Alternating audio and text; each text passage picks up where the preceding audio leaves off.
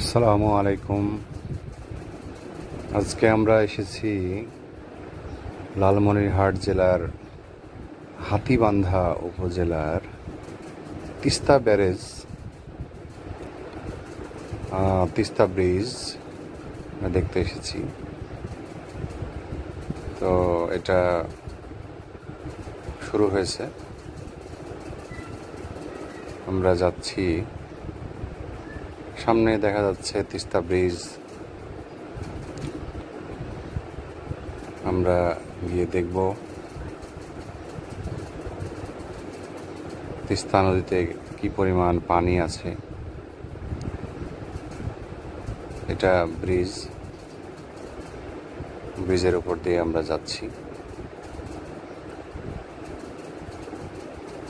বাম পাশে যেগুলো দেখা যাচ্ছে সেগুলো এখানে বিভিন্ন ভাবে জিনিসগুলো সেট করা আছে। এই ব্রিজের তিস্তা যে ব্রিজ বা এখানে যে ব্যাপারটা,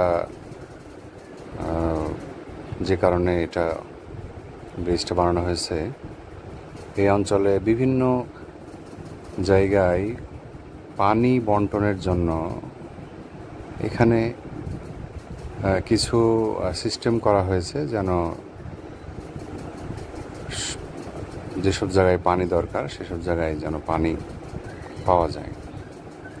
যেখানে পানি দরকার সেসব জায়গায় পানি এখান থেকে বন্টন করা হয়। দেখা যাচ্ছে পানি এখানে বেশি নেই, অল্প পানি।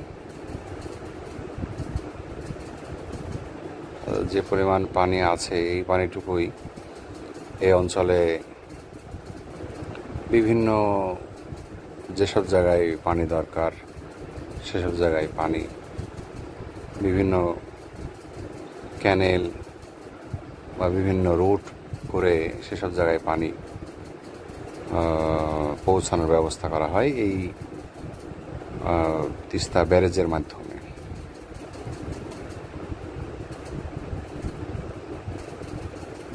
তো এখানে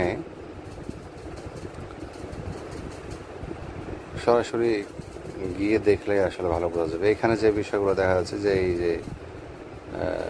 এইখানে বিভিন্ন তো এই অঞ্চলে যদি আরও পানি পাওয়া যেত তাহলে কৃষকদের এবং এই অঞ্চলে যারা বসবাস করে তাদের অনেক সুন্দরভাবে তারা বসবাস করতে পারত।